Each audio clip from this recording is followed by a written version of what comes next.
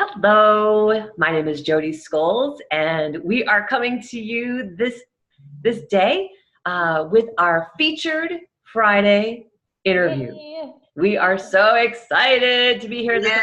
afternoon. We are welcoming back my co-host, Rebecca Faraway from Zion Massage College. And today our very special guest is LaWanda Allen. Hi, And LaWanda. our super special Hey. guest because she is the 2017 Educator of the Year. This was an award that was very high honor from the Alliance at our last Congress, and we are really excited to have her here today to get her insights about how being Educator of the Year has impacted her and just her journey along the way. So welcome, LaWanda. Hello, LaWanda. everyone. Oh, and welcome to my co-host, the lovely Rebecca. Hello. Hey.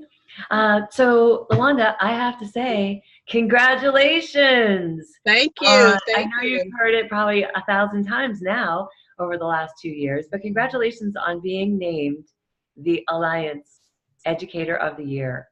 It is amazing, an amazing honor. How did you first hear about this award? Actually, my coworker told me about the award that was coming up, and I had read about it from like emails that I received from Massage Today, or it was one of the journals that I was had come across, and it just talked about Educator of the Year and a lot of the things that was listed that it required. My coworker kind of pushed me to apply for this, and I was like, well, I guess I would do it. So I just took a chance. I didn't know I was going to win or not, but I just wanted to just see what things would lead me. And, unbeknownst to myself, I did win. And it's been a great privilege to be a part of the Alliance. And also winning the award has really brought some accolades for me in my profession as a teacher. And I really enjoy that. Yeah. How long have you been a massage therapist? Since 2003. I've been a licensed massage therapist, and I do own my own practice currently. So since 2003. Oh my goodness. That is great. What do you teach, LaWanda? I teach all of the classes. I teach anatomy and physiology, basic to fundamentals, and then also the externship portion of the program, which prepares them for the MBLEX. I also do that as well. So I am one that teaches pretty much all of the classes. So right now I'm teaching a night class, which is interesting. Great student. Yeah. Very good. So tell me about like your first massage. How did you get introduced to the massage therapy profession? Oh, great. So I love sharing this with my students because to really let them know that this was not my first choice. I have a background in HR. So I wanted to have my family, my mother, she's a retired cosmetologist, and all of my family do hair, except for me. I don't want it to have it as a profession. Well, we should be able to tell by your hair because it's awesome. Your hair's great. Yeah. So my godmother is the reason why I'm a massage therapist today. She used to go to Hot Springs, Arkansas all the time. And she'll tell me, she's like, you have really good, strong hands. You'll be a great massage therapist. So after I finished my bachelor's degree and I was working in social services, I decided to find a program that would allow me to would enable me to work my full job and then go to class. And so I did, but I had never received a massage. So when I enrolled into the program, and by the way, I am a motto is Concord Career College. That's where I went in 2003. So once I enrolled, I went to Hot Springs personally to get a massage. So I can ask myself, could I do this? Because I have phobias. And I got my first massage and I was like, I think I can do this as a career choice. And so in 2003, when I enrolled into the program, was the very first time that I received a professional massage. And so I've been doing massages ever since. Wow. I love that. And did you mention you have a full-time practice? I do, yes. Oh, in addition to teaching? In addition to teaching. I teach part-time. I teach as an adjunct. Excellent. Mm-hmm. So tell me, was the application for Educator of the Year, was it hard? No, it was not. No, Oh, it wasn't. really? It, completing the questionnaires did require some thinking. There was some questions that you had to relate your professional career as well as your experiences to the standards that that the alliance promotes. And so just kind of having that time to really sit down and think it through and complete that process. But other than that, it was pretty much I think in all, I think it probably took me about an hour or so, or an hour Oh, and a half to just wow. really complete and complete the paragraph, the essay questions and all of that. But it wasn't really long to me. Mhm. Very cool. So I'm so proud of you for many of the things I've heard about you and that you've done in your life. Thank Um, you. as Educator of the Year, I'd be interested to hear what has inspired you most from working with your students. What really inspires you and motivates you as a teacher, as an instructor? So personally, I think in life we all want to have a pat on the back and say you're doing a great job. And I think Mm, for me, I've heard it, over the years, and when I can have a student to come up to me and say may have graduated like 4 or 5 years ago and say, "Hey, Miss Allen, I'm doing such and such," or they'll call upon me to ask questions and that's related to this industry, and I'm still in it. And I think that's a good thing for me to say that, okay, out of everything that I've done, at least I have one or two people that may come back and just say, I really do appreciate what you've done. While I was in school, I didn't understand it then, but now I do, that you was preparing me for my career, and you was also giving me life lessons. So I'm wanting to tell people my aha moments, the things where I messed up or where I learned a little bit, so another little tactic that really helped me out. And so I've had awesome instructors over the course of my life, and so just using them as a role model and coming back and just sharing the same thing with my student has been really rewarding for me. So when once I received the 2017 Educator of the Year, even my coworkers, because my school didn't know about this. They actually, one of the librarians that came across the picture where I won the award, she was like, "We need to know about that." So out of the Concord 16 schools, they did a Wow. little small little little info on that. And so to me, that was another way to let educators know that this is available, that is out here, that if you've been teaching for 15, 20 years, that you can be a part of something bigger than yourself or bigger Yeah. than the school that you're working at, to share information about the industry. Because right now, if you ask someone on the street what is massage therapy, you may get a total different answer than what you expect, because you hear about things, the sex trafficking and all of that. So they've got a miscommunication is there. But we can share what we really do and how it's tied to healthcare, and it's a needed thing. So if you're able to contribute in any kind of way, this is a great source to be a part of. This alliance for educators is an awesome voice for us, and I enjoy that. So to me, since 2017, this has really sharpened my career, made me be more polished in areas when I'm teaching and just conscious of what I'm doing every day. Mhm. yeah, it That's sounds like you've used the that opportunity, getting that award to kind of leverage not just yourself, but really just use it as a platform, to educate, Hmm. a larger audience. And Yes. you mentioned the alliance as you were just talking. Um, how has the alliance, been a benefit to you as an educator? Well, since 2017, when I joined the Alliance, I'm also part of the marketing team, just really working with the group on getting the information about the Alliance, what we stand for, what we're representing in the communities, in our various communities, and how we can be a voice in that community has been really a very good tool for myself. I've networked with several people that I never would have probably met on my own, unless I've come across the path of the alliance of, the Congress that we've had. So I've really had some great partnerships from that, and I just really enjoy that networking piece. And I think Mm. if you want to have somebody that's doing the same thing that you're doing as an educator, and you can kind of brainstorm with them on how you can improve or do things differently, then this is a great opportunity that will allow that.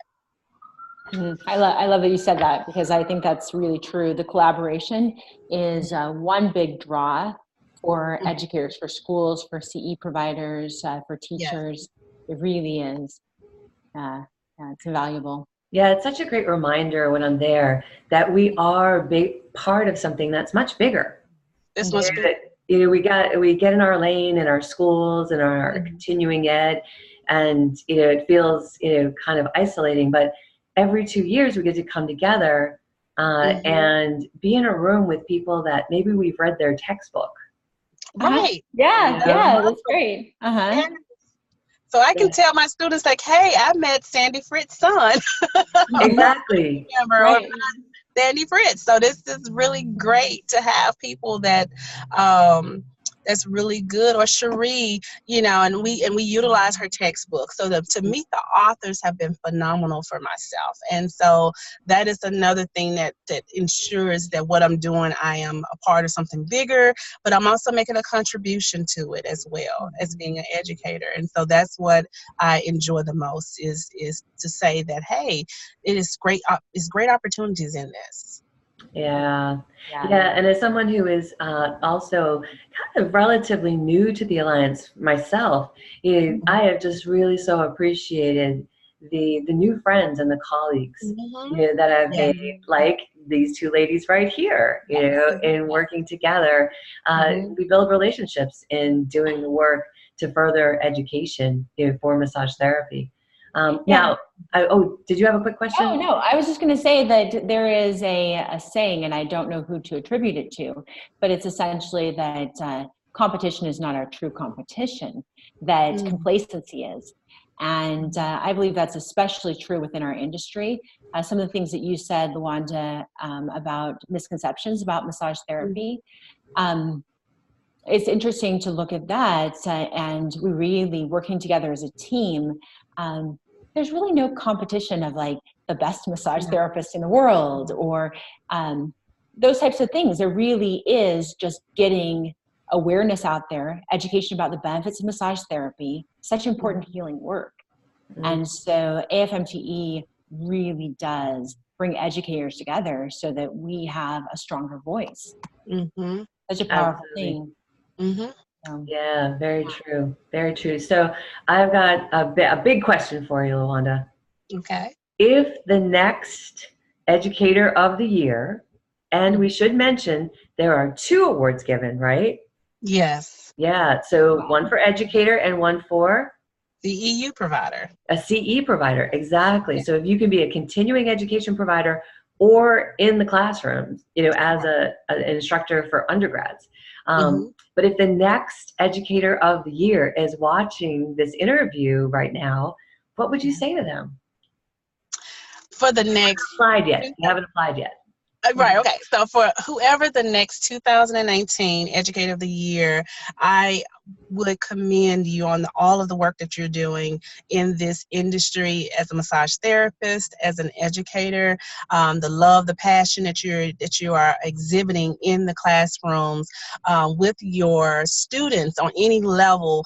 This award truly is representative of that, and you deserve it. So I want to congratulate you with doing this with passion and enjoying the walk and the journey that you're going on as an educator, and I applaud you. And something I noticed about what you shared, LaWanda, was that you self-nominated, right? Yes. Yeah. So if someone's on the fence about whether or not they should self-nominate, what would you tell them? Do it. Do it. A lot of times we are very reluctant. It's, you know, the same thing when I have my my professional development evaluation at work. We usually will represent ourselves with just saying the bare minimum, or that we meet expectations. But a lot of times we exceed expectation, and we do not want to toot our own horn, as I must say, to say that, you know what, you're doing a great job, and it's okay to say that if you do self nominate yourself, that's a great thing. For me, I had a coworker that actually pushed me to even do this, because I was more, it's like, it'll be okay. But she really encouraged me to do it, because even for her, she said, you know, some things that she's learned, and we've kind of really learned from each other on within teaching, because she was older than I am, but she was just a lot of wisdom. And I was like, I love being around you. Just so much wisdom. But she also saw some things in me as well, and she encouraged me to apply for this. I didn't know I was going to win, and you may not either, but hey, if you do, then you deserve it.